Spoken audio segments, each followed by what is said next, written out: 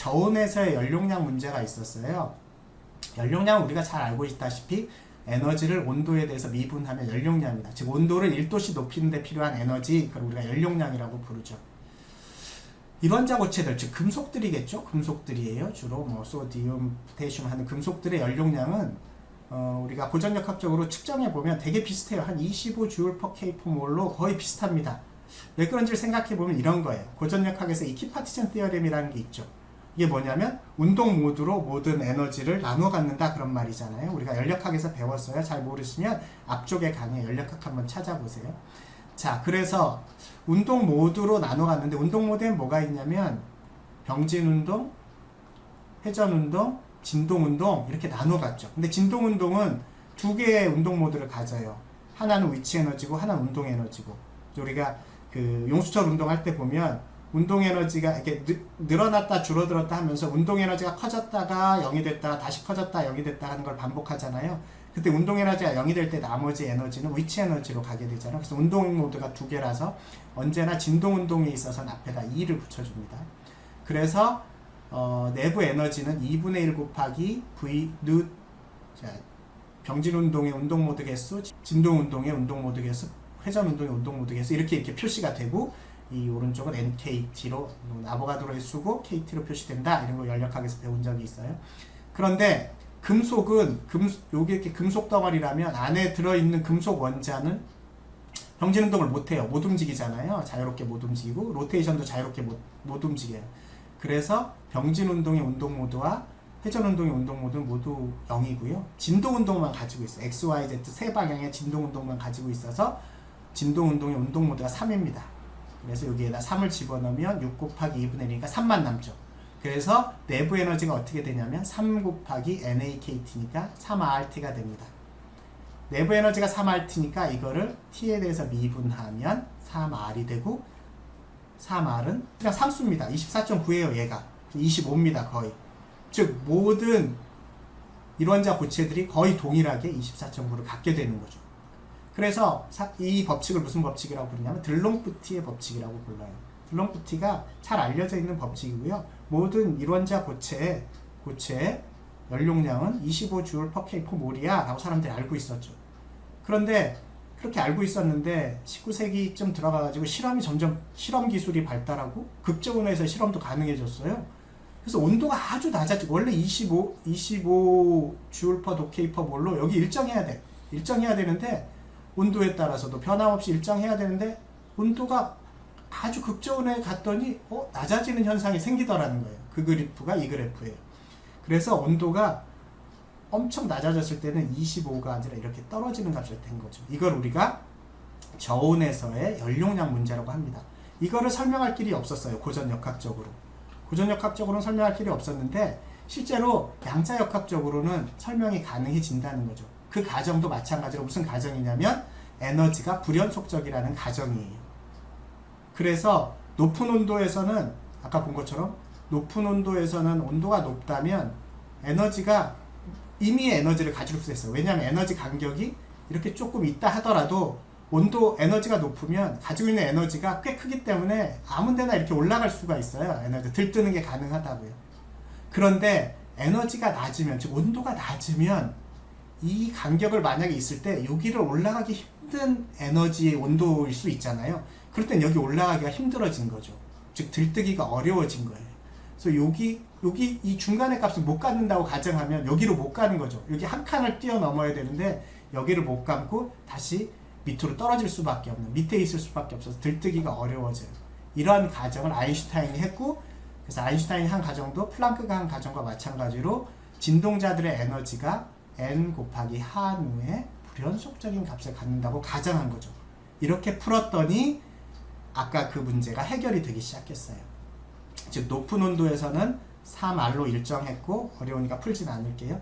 낮은 온도에서는 0에 가까워지는, 그래서 기존의 고전역학으로는 설명할 수 없었던 낮은 온도에서의 연용량이 떨어지는 문제를 이렇게 불연속적인, 진동자가 불연속적인 에너지를 갖는다고 가정하면서 해결할 수가 있게 된 거죠. 그래서 물리학적으로 생각해보면 온도가 높을 때는 모든 진동자들이 연용량에 기여할 수 있지만 온도가 낮을 때는 아주 적은 진동자들만이 들뜨는 게 가능해서 연용량에 기여할 수 있기 때문에 연용량 값이 0에 가까워지는 값을 갖게 된다 하는 것이 양자역학적인 성질이 된 겁니다. 그죠? 이 아인슈타인의 그래프는 아인슈타인이 그린 그래프가 여기 나와 있는 이 빨간 그래프고요. 근데 실제로 이 동그라미는 실제로 실험에서 얻어진 연용량 데이터들입니다. 약간의 차이가 나죠. 약간의 차이가 나는 이유는 아인슈타인은 모든 원자들이 단일 진동수로 진동한다는 가정을 했는데 실제로는 모든 원자들이 단일 진동수는 아니고요. 진동수가 좀 달라서 평균 진동수를 평균 진동수를 넣어야 된다는 거죠. 그걸 보정한 사람이 드바이고요. 드바이가 보정한 연용량을 풀어봤더니 이제 정확하게 실제 여기 보면 알 수 있는 것처럼 실제 실험 값들하고 드바이가 보정한 포뮬레이션하고 정확하게 일치한다는 걸 알 수 있었어요. 그래서 고전역학적으로 문제가 있었던 극저온에서의 연용량 문제를 해결할 수 있게 되었습니다. 양자역학적인 가설로. 아직까지는 증명한 게 아니죠. 그냥 가설한 거예요. 가정한 거예요. 혹시 에너지가 불연속적은 아닐까? 불연속적이라면 어떨까? 라고 풀어봤더니 풀린 거예요. 현상이 해결이 된 거라고요. 양자역학은 이렇게 생긴 거예요. 즉 가설에 의해서 생겼고 그게 모든 현상을 설명할 수 있기 때문에 우리가 그게 정설이라고 지금 생각하고 있는 것일 뿐이죠. 대표적인 또 다른 현상 중에 하나가 스펙트럼이에요. 그 스펙트럼은 나중에 여러분들이 분광학하면 배우겠지만 스펙트럼은 크게 흡수 또는 발광 스펙트럼이 있어요. 흡수는 말 그대로 에너지를 흡수하는 거죠. 빛을 흡수하는 걸 관찰하는 거고 발광은 에미션이라고 부르는데 빛을 내는 거를 관찰하는 거예요. 그래서 이걸 흡수와 발광 스펙트럼이라고 부르는 거죠. 즉 어떤 입자가 있고 입자에다가 빛을 주는 거예요. 빛을 주고 빛의 에너지를 점점 높여보는 거죠. 에너지를 높인다는 말은 다른 말로 하면 프리퀀시를 높이는 걸 수도 있고 이 빛의 한우라고 부르는 이 프리퀀시를 높이는 걸 수 있고 람다, 파장을 낮추는 걸 수도 있어요. 어쨌든 빛의 에너지를 이렇게 바꿔가면서 주면 특정한 에너지일 때만 흡수가 일어나요. 그걸 관찰을 하는 거예요. 특정한 에너지에서만 흡수가 일어나서 여기가 파장별로 보면 파장에 따라서 일정하게 흡수하는 게 아니라 흡수를 안 하다가 특정한 파장에서만 이렇게 흡수를 하는 이렇게 피크가 나온다고요. 이걸 우리가 스펙트럼이라고 불러요. 왜 그러냐면 에너지가 불연속적이기 때문이에요. 즉 특정한 에너지만을 갖고 있으니까 에너지를 요만큼의 에너지를 지금 흡수 안 하고 요만큼의 에너지를 줘도 흡수 안 하다가 요만큼의 에너지를 주는 순간 흡수하는 거죠. 그죠? 그리고 그 다음엔 또 흡수를 안 하고 여기까지만 흡수해요. 따라서 파장을 바꿔서 에너지를 줘도 특정한 파장에서의 빛만 흡수하게 되는 거죠. 이렇게 관찰되니까 에너지는 불연속적이라는 걸 알 수 있어요.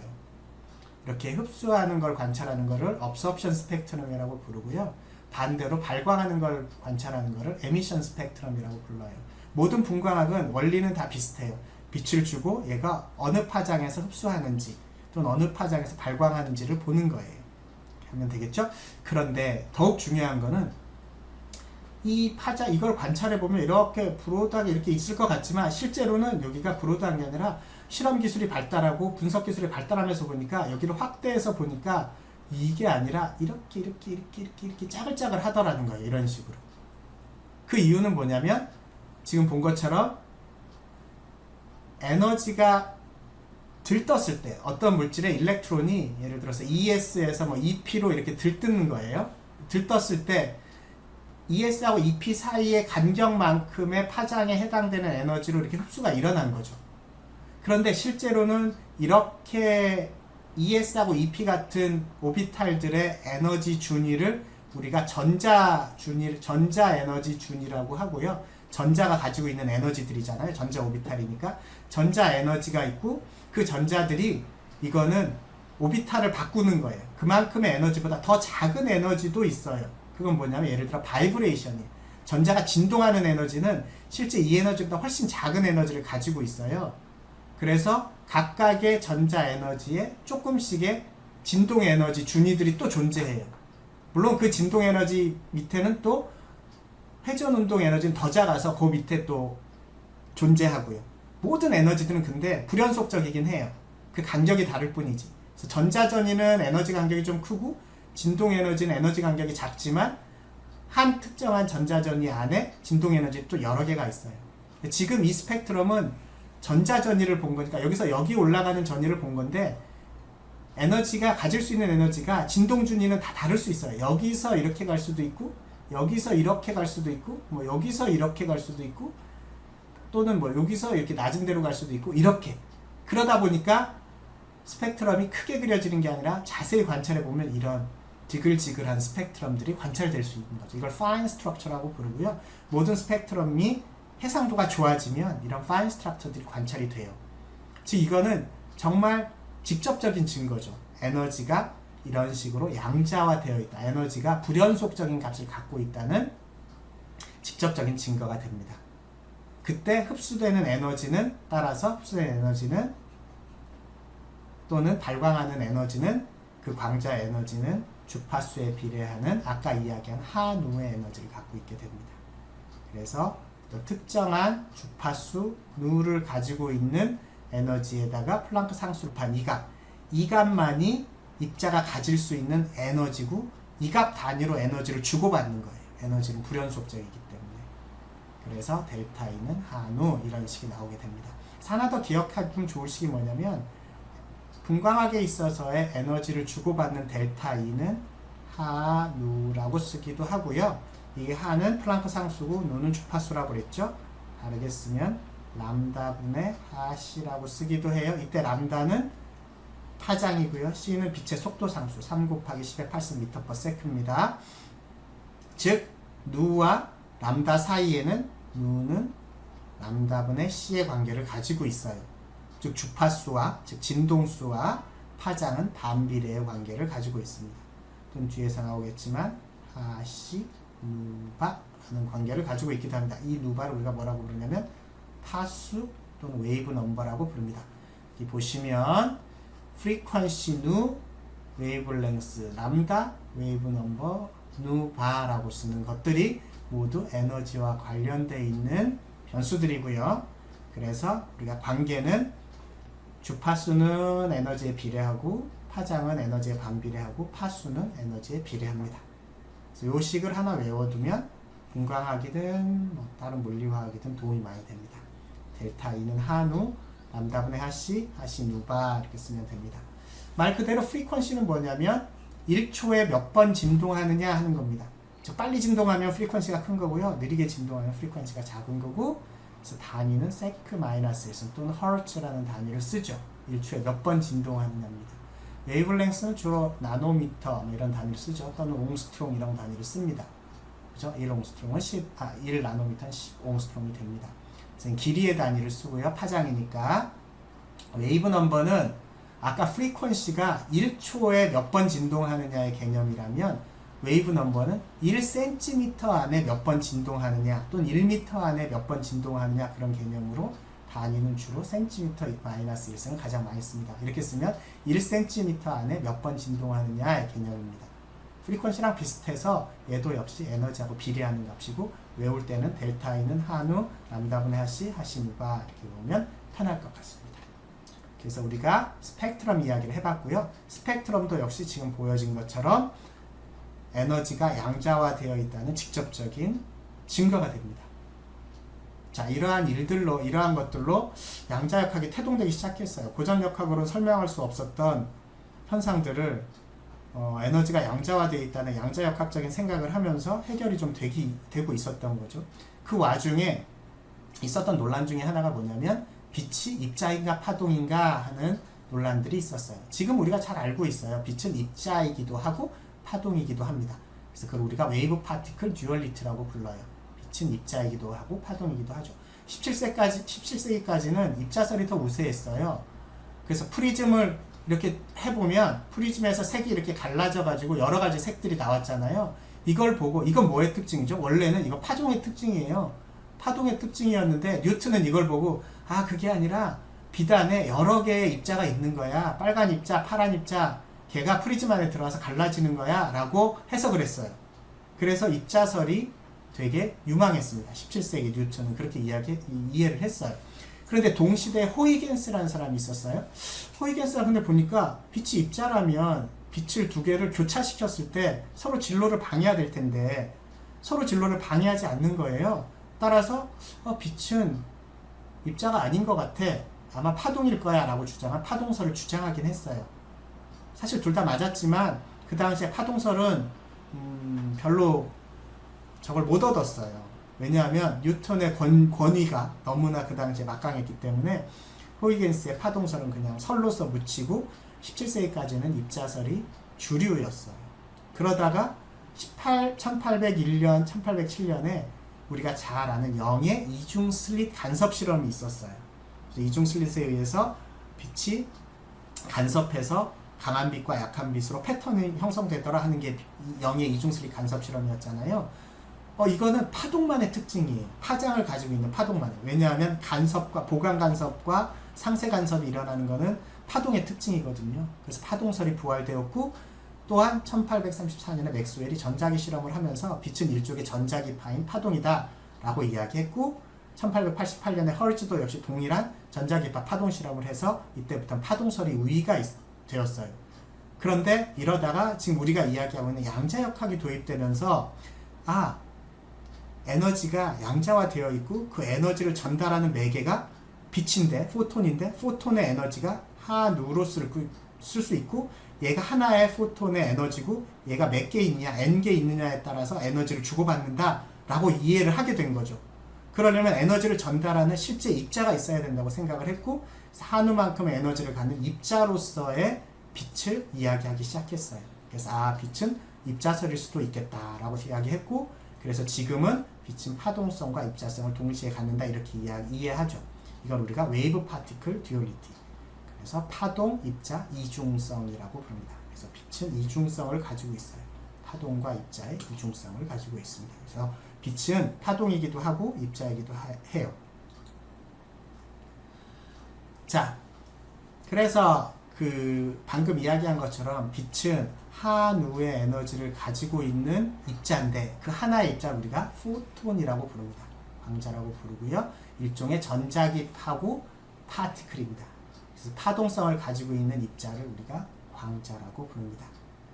그래서 입자는 에너지를 전달할 수 있는데 그 에너지의 단위가 한우입니다. 그래서 프리퀀시에 따라서 큰 에너지를 가지고 있는 입자도 있고 작은 에너지를 가질 수 있는 입자도 있고 그거를 몇 개 주느냐에 따라서 에너지의 전달이 달라집니다. 한번 봅시다. 100W의 옐로우 램프가 1초 동안 방출하는 포톤의 수는 몇 개일까 하는 문제입니다. 옐로우 램프니까 파장을 준 거예요. 그래서 문제에서 파장을 준 겁니다. 560 나노미터의 파장을 내는 램프입니다. 100W는 1율이고요. 1W는 와트의 단위는 1줄 per sec죠. 1세크에 1줄의 에너지에 해당하는 게 1W입니다.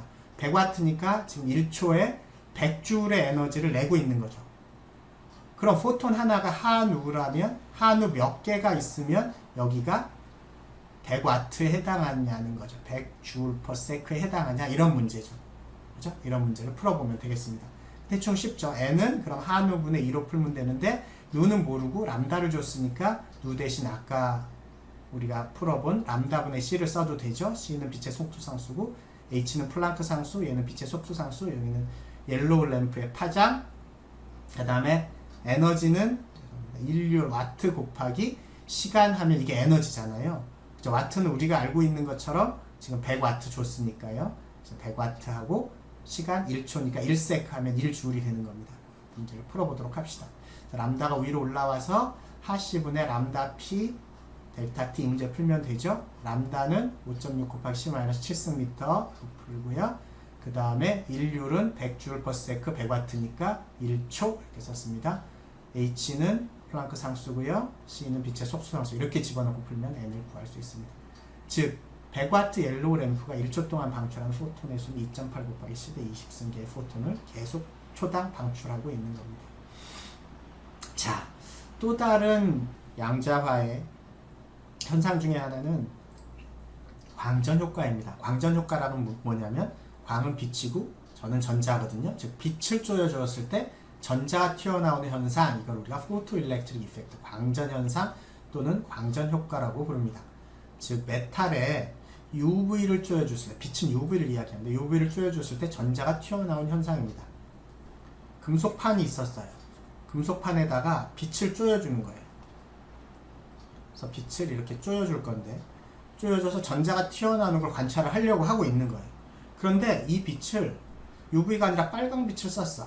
또는 IR이나 빨강 빛을 쓰니까 아무리 쪼여줘도 전자가 안 튀어나와요. 이게 하나, 두 개 빛을 여러 개를 막 쪼여서 빨간 빛 100개를 쪼여줘도 전자가 튀어나오지 않습니다. 근데 다 치우고 보라색 빛 하나 또는 UV 램프 하나만 틀어놔도 전자가 튀어나온 현상이 관찰이 됐어요.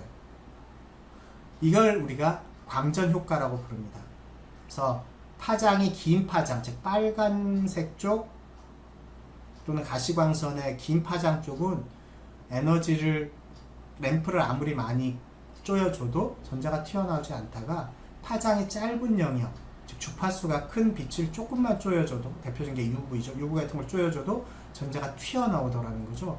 이 현상이.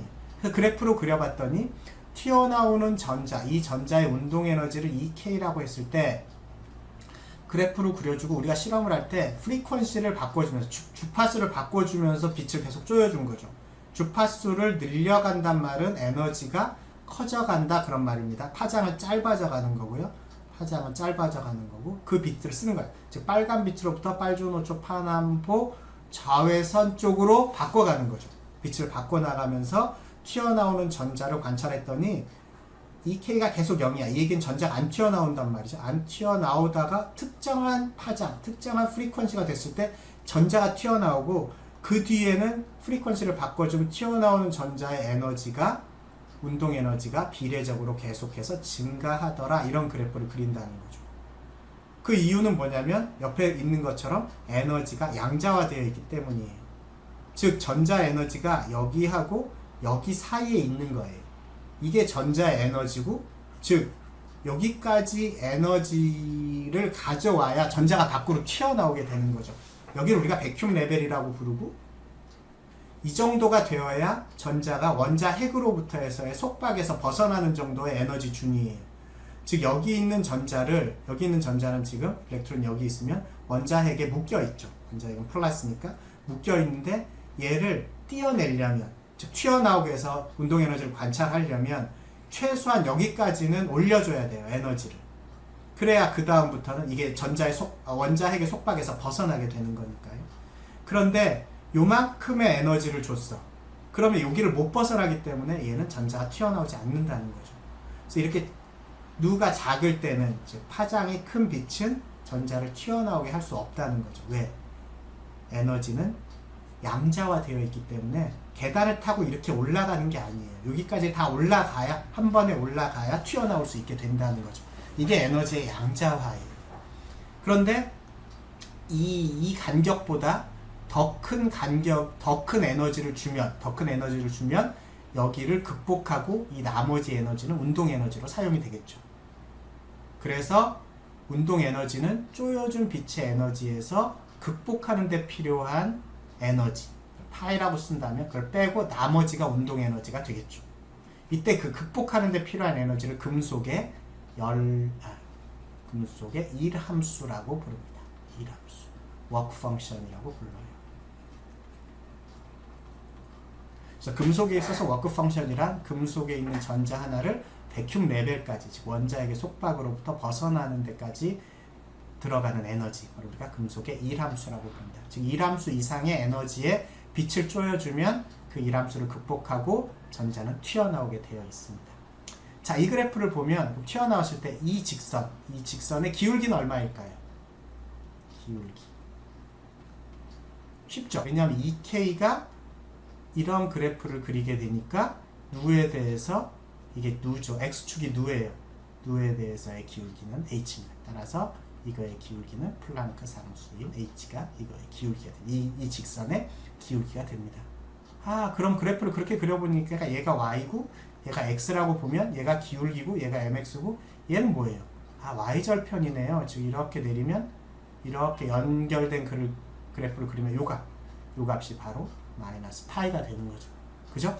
그래서 일함수 값은 요 그래프를 그리면 구할 수 있어요. 그죠? 연장선을 그려서 Y절편을 만나는 그래프를 점을 잡으면 그 점이 바로 이 금속의 일함수 값의 마이너스 값이 되는 거죠. 그죠?